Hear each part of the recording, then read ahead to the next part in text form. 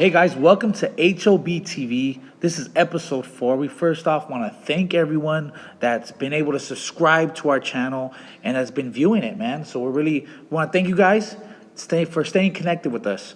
Before we get, we're going to go over this past weekend. There was the Super Bowl and there was some fights. What did you think? Well, Dave, to talk about the Super Bowl in terms of boxing references, I think it's fair to say that the Rams pulled an Adrian Broner last Sunday. There's zero offense, and didn't show up. But I'll tell you who did show up last Saturday night was a certain fighter of Honduran descent. Oh, yeah. Stole the show from Oscar Valdez and Sergey Kovalev. Yep. Could even say he took over the night. Yeah, I know exactly what you're talking about, man. Sounds like it's Teofimo Lopez to me. That would be it. But let's update the audience on a news story that we talked about last week. Abner Machado situation, right? It's even worse than we expected with the detached retina. Yeah, it's a very serious career-threatening injury. Same type of injury that Antonio Margarito suffered versus Manny Pacquiao. Same type of injury that Israel Vasquez suffered during the course of those 4 fights with Rafael Marquez. In fact, the detached retina that Vasquez suffered made him lose his actual eye. Oh, man, Now, there have been fighters that have recovered from such an injury. Sugar Ray Leonard did back in '82 after the Hearns fight. Yep. But those fighters like Margarito and Vasquez, they were never the same, okay? Now, their injuries happened during a 12-round fight. Mares' injury happened during sparring.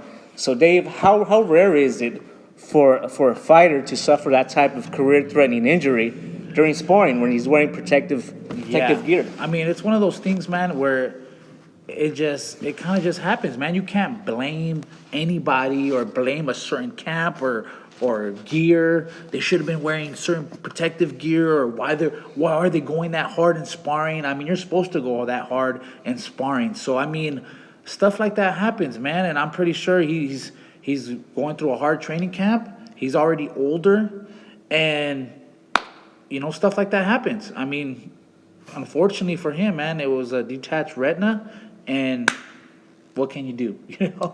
Yeah. Do you think it'd be career-threatening for him? Do you think he should retire, or do you think he will retire?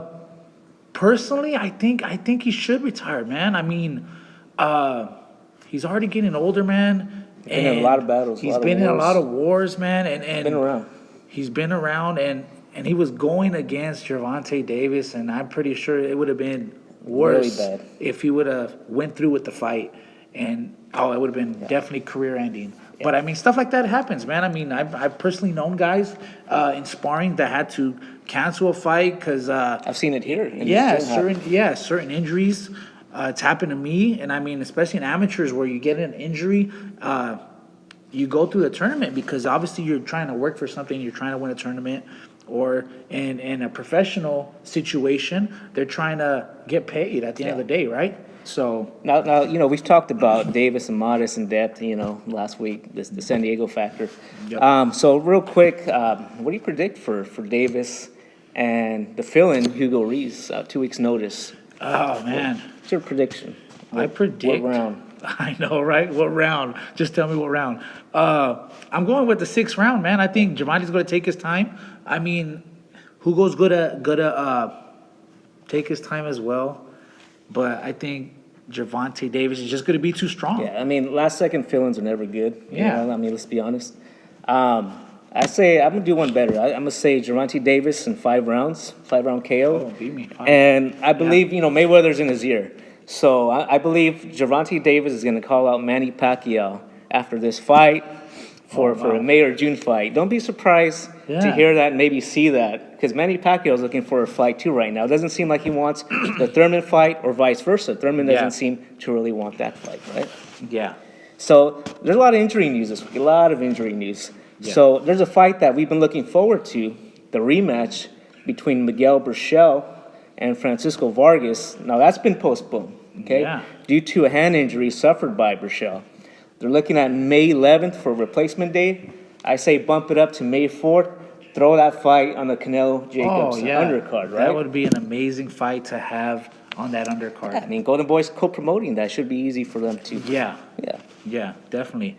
Now, I mean, why not throw Jaime Munguia on there too? Make it a triple header. Oh, that would be Munguia good. versus Dennis Hogan, right? Yeah. Which is, going to be next for Jaime Munguia. Yeah, 'cause let's be honest. The last Canelo Triple G undercard was kind of It disappointing. was disappointing. It was yeah. disappointing. And there was a long gap.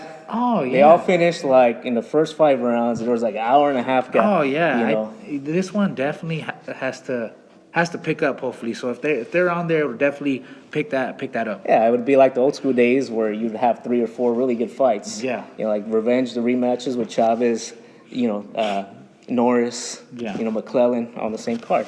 Now, I do have some chisme regarding the May You know I 4th like cheese. card. Man. You know I like cheese. This man. is this is some gran chisme right oh here. dang. Okay, where's my Now, cafecito remember- at? Where's my cafecito? Remember, it's just that right now, but I'm hearing Yeah.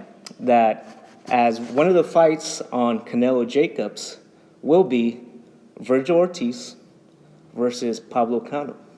Ooh. And that they're is thinking of really that good. fight for the supporting fight to go right before Canelo Oh Jacobs. yeah. What do you think of that fight? I like that fight a lot, bro. I think it's a real big step up for Virgil Ortiz, man. Because I Definitely. mean, Gano is definitely tough, and after a big win against Linares, I mean, his confidence level is definitely higher, and he has power. So I mean, it's pretty dangerous for Virgil Ortiz, who's only 21 years old. Yeah. So I'm hoping that Virgil Ortiz comes out on top, but I mean, we'll see. It's a huge step up for Yeah. Virgil Ortiz. Pablo Cano, he had, that was a great showing versus Linares, but I mean, let's face it, Linares was a much smaller Exactly, guy. yeah. Ortiz is a whole different beast here. Yeah. Right? So I'm sure they're setting him up for bigger things. Yeah. But, as we said right now, it's Chisme as of right now. Okay. But it'd be a great supporting fight. Oh, heck yeah. Yeah. Now, enough talk about fantasy fights and chismes. Dave, there's a movie out. It's right up your alley. It's called A Star is Born. What? But last Saturday, boxing saw Yeah. its version of A Star is Oh, of Born, course, right? With yeah. the star-making performance of Teofimo Lopez, Oh, our new man. favorite fighter. The 21-year-old improved his record to 12-0 with Yep. an impressive 7th-round KO of Diego Magdaleno. Now, last week we sat here and we told you guys that Lopez and his fight would steal the show, and he did just that. Exactly. I mean, that kid is something else, man. Something special. He has that. Some say Star he might power, be. man. Yeah. Some say he might be too cocky, but hey, man, if he's backing it up with knockout, saying he's gonna knock him out, and he's doing it, hey, all power to him. Exactly. Now, the amazing thing was that 97% of his punches that landed were power punches. Yeah. A straight beatdown. His timing, counter punches were impeccable the whole night. Now, this is a bad man with bad intentions. My biggest gripe, if anything, with Top Rank and Teofimo Lopez, was that Lopez was on the ESPN Plus portion of the card, right? Yeah. You would think they would want him on ESPN for maximum exposure. Exactly. I'm always being asked, who are the young fighters coming up? Where can I see them? Yeah. And they didn't really do him any favors by putting him, on the extra pay version of ESPN. That is true. He's definitely an exciting fighter, and Top Rank needs another big star. I mean, Exactly. so I think he can fill that void to be their next star, Teofimo Lopez, and he has power in both hands. Very athletic, very elusive. I like him. Yeah, I like him. Exactly. I mean, the guy, he's a young Latino star in the making. Yeah. He's a Latino version. The brashness, the bravado reminds me of an Adrian Broner. Yeah. A Latino Adrian Broner. Okay. Yeah. Now, whether you love him or you hate him, you're going to tune him to see him. And Top Rank needs a star like that, right? Yeah. What do you think of his actions after the fight? He caught a lot of flack for for simulating, taking the digging, garbage out. I mean, dude, in the middle of this guy who just got done knocking out, there's so much adrenaline going. Yeah. I mean, it was just like a natural reaction, I guess, kind of. He's in the middle of a fight, right? I did see at the end, after the fight, I seen him go up to him, hug him out of respect, right? Yeah. But I think at the end of the day, man, they're in the ring, the whole mentality changes, right? You got to go in there you got to do your job, and you got to, that whole mentality, right? So, yeah, at the end of the day, man, I think they'll respect each other, but hey, if he keeps doing what he's doing, man, why not? Now, I don't condone his actions after Yeah. the fight. I'm not a fan of that. But the guy sells, controversy, that type of stuff sells. I mean, Yeah. the one thing I am a fan of is that this guy is calling out, some challenging names in the division. He's calling out Haney. He's calling out, Jose Pedraza. Yeah. That's going to be a tough fight. Pedraza's people, I think they see Lopez as a very high risk, low reward type of fight for their fighter. I'm not sure if they're going to take that fight. Yeah. But, he wants guys at 140, 140, maybe yeah. even Lomachenko next year. Yeah. But the fact that he's calling out, the big names, he wants a challenge, okay? Yeah. It's not like fighters from another promotion that don't want the challenges, they Yeah. shy around them. Let me fight this guy first. This guy wants it, and I think boxing needs more of that. Yeah, of course. Yeah. Now, Top Rank, what they do a really good job of bringing up the young fighters. I've always liked Top Rank's formula. Yeah. We saw with Lomachenko, second and third fight, Salido and Gary Russell. Yeah. And we're seeing it with Lopez, and we're gonna see it with Shakur Stevenson with Top Rank as well. Oh, yeah, I heard about that. Yeah. Shakur Stevenson, interesting matchup on the Terrence Crawford Amir Khan undercard versus Christopher El Pitufo Diaz. Oh, What are man. your initial thoughts? I don't want predictions. We're gonna do our I think, homework. first but of all, initial yeah. thoughts. Initial thoughts, it's a great, I exciting like that fight. I really like that I fight. really like that guy, Pitufo Diaz, man. He's a real exciting, clean boxer. He had a tough loss And- last oh, time, but yeah, a lot but of credit. Yeah, heck yeah. Fought Ito, a very tough matchup that went the distance. So I really like that fight. I Yeah. think it's a big step up for Shakur Stevenson. Definitely. Real big. And he's Definitely. young. Yeah. But hey, these young fighters, they want to make a name for themselves. So I mean, I like it. Yeah, I mean, what I'm reading online is a lot of people are already, writing off Pitufo Diaz. Yeah. And that's I don't crazy. understand that. Yeah. He's has a little bit more pedigree than Shakur. And Shakur has a lot of hype, of course. Yeah. But I'm really looking forward to that fight. It'll be a nice, clean boxing fight, man. I mean, like I said, Pitufo Diaz lost last time, but like you said, Yeah, man, yeah. he gave a hell of a fight. It was definitely a war, so we know he has heart, and we'll just have to see when fight day comes if Shakur Stevenson has the heart, because he's gonna put him. He's gonna He's test gonna him. test him. He's He's gonna definitely test gonna test him. So Yeah. And We'll see how- Pitufo Diaz was in a spot that Teofimo Lopez was, before he lost. Yeah. He He was supposed was to be pumping. that next Yep, thing. So, Lopez passed him up. He could get right back up there, Pitufo Diaz, with the win over Shakur Stevenson, Yeah. right? So, also last Saturday, we saw the return of a guy we talked about in detail last week, Oscar Valdez, as he made a very successful fifth defense of his WBO title with the seventh round KO, previously unbeaten Carmine Tomasone. Now, after suffering a broken jaw last year, a new trainer and a feather-fisted opponent was all he needed to get back in the mix, right? Yeah. Now, what we saw was a good old-fashioned beatdown with Eddie Reynoso's fingerprints all over it. What did you think of his performance? I thought it was great, man. I mean, the things that I took out of it was, one, he had a jab, and two, his hands were up. You can't expect a lot out of a first training camp he had with the coach, but the two adjustments that I noticed and that are really important was he had a jab, his hands were up, and he was patient. Yeah. He was patient, picking his Very shots.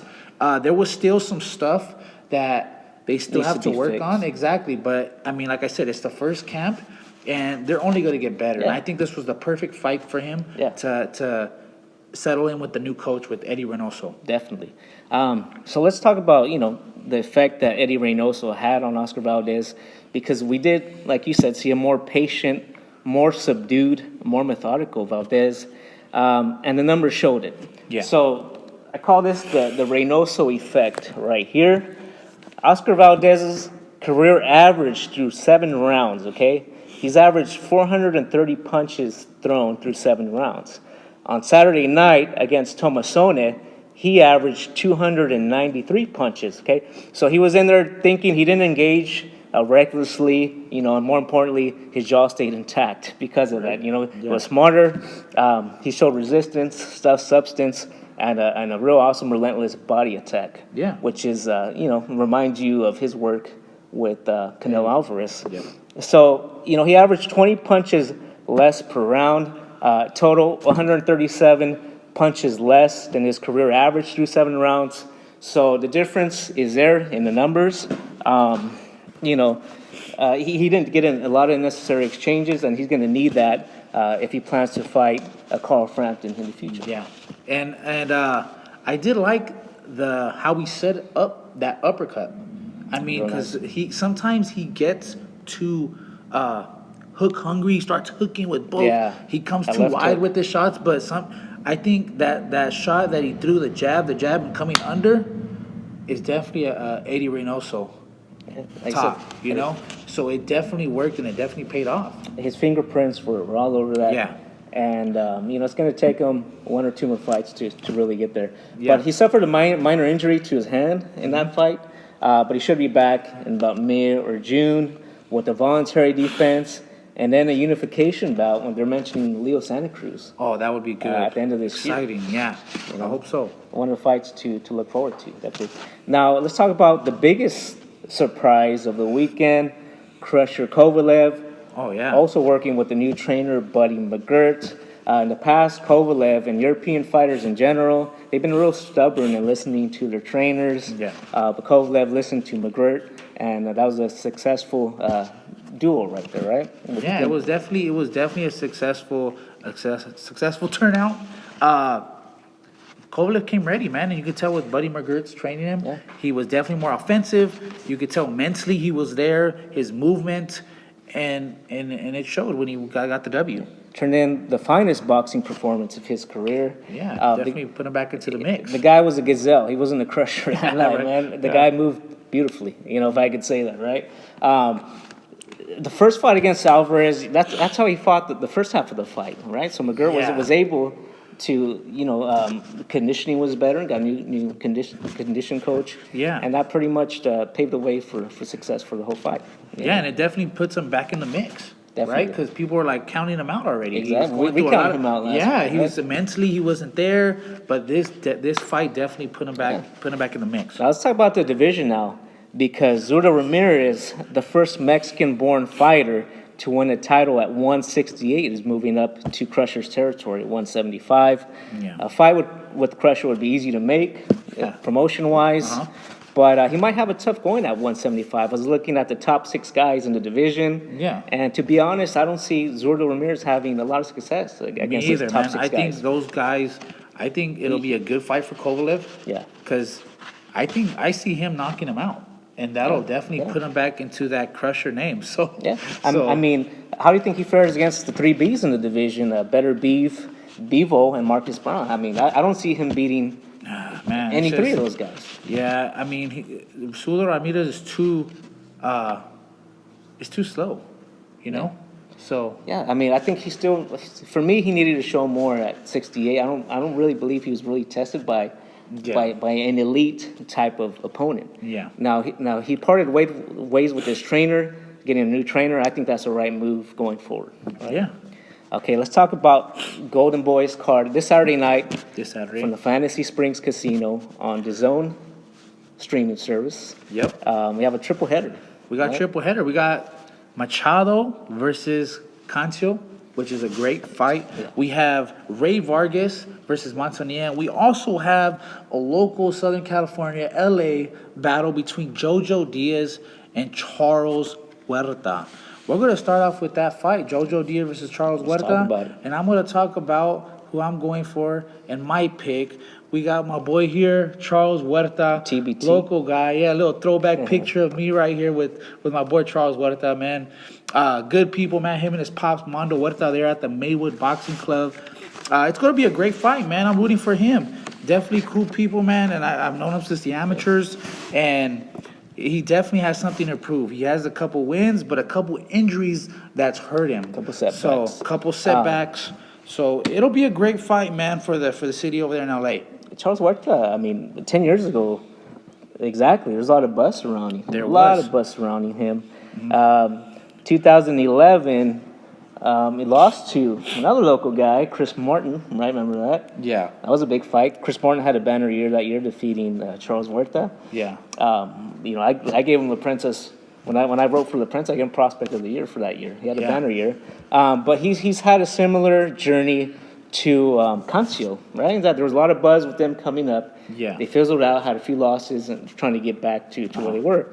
How do you see Huerta's chances against Jojo Diaz? Man, it's one of those things where you just have to see it. Yeah. Because we have to see that Jojo first Diaz round, that first couple struggled rounds. a bit as well. Yeah, that's true. Yeah. That There's is still true. a lot of uncertainty with Jojo Diaz. He stumbled a bit, lost to Gary Russell, went 12 with Rojas in his last fight. So a lot of uncertainty. He's not where he should be learning curve-wise. Yeah, so I definitely could tell that this was a little matchup for Jojo Diaz just to get back on it. But hey, Charles Huerta's going to bring it, man. He's definitely an exciting fighter, a warrior, and I'm hoping he comes out with the win, man. Yeah. It's going to be a great fight, and it's like I said, it's a great fight for LA people, man. They're local guys, so we'll just see how it plays out. Let's talk about the main event. What do you think of that? We have a classic boxer versus brawler matchup. Yes. Cotto's boy, Freddie Roach's boy. Yeah. And Machado, I like him, man. I like him, man. He definitely has a clean style. He knows how to use his jab and fight as a lefty, man. Yeah. He definitely throws nice combinations to the body, little uppercuts. I mean, he's very, very clean technical fighter. But on the other side, we got Cancio, who's just like a scrapper, man. He comes in, he throws punches from all angles, right? And he's definitely going to make it. He's going to try to make it dirty, make it nasty. But I still think Machado's technique and his jab, he'll know how to use it, man. He seems like a smart fighter. Yeah. That jab, he's going to catch the smaller Cancio with that jab a lot. Yeah. The thing I loved about Cotto was his jab. For me, that's my favorite jab of all time. Cotto's jab. Of course. Machado showing his jab is on par with that. Yeah. Now I see this fight. I really see this fight going to distance. I think Cancio has a lot of heart. His first world title shot. He's had like a second chance in boxing. Like we said, a lot of hype. Had a couple stumbles. But he finds himself fighting for a world title. I think we're going to see a lot of heart from him. Fortunately, Machado has more boxing skill, more range. Yeah. So I'm going to favor Machado. The distance, I say, by decision. Okay, I got Machado too, man. But I see Machado knocking him out, dude. I see Machado landing a left uppercut or a left straight because he is going to use that jab. Let him kind of lure him in, have him come in. And I think Machado will end up catching it, man. That's my prediction for this Saturday. It'll still be a great fight, but I see Machado coming out with a good victory. Well, we've been pretty good prediction-wise in these last couple of shows. Let's see who takes the prediction this week, right? Yeah, right? All right. Hey, so thank you guys for tuning in. Make sure to subscribe. Go ahead and comment as well, man. We want to stay connected with you guys. We want to talk to you guys and keep you guys posted with the best boxing news. So thank you guys again. Stay tuned, and we'll see you guys next week. All right, thanks, guys.